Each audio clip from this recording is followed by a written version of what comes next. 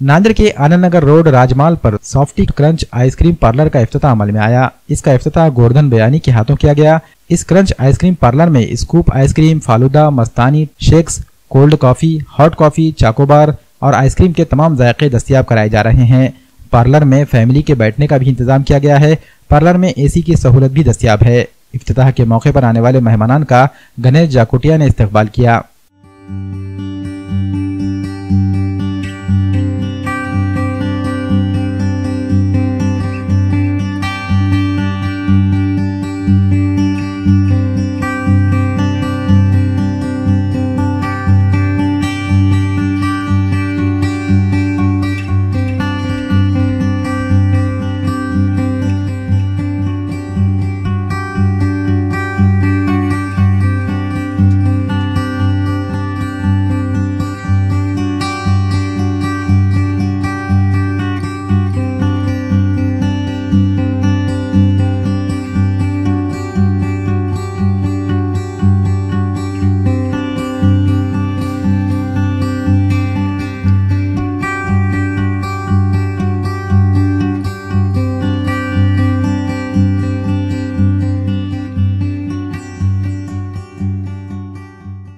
आज आनंद नगर रोड पे राजमॉल के बाजू में अपना सॉफ्टी क्रंच का ओपनिंग हुआ है।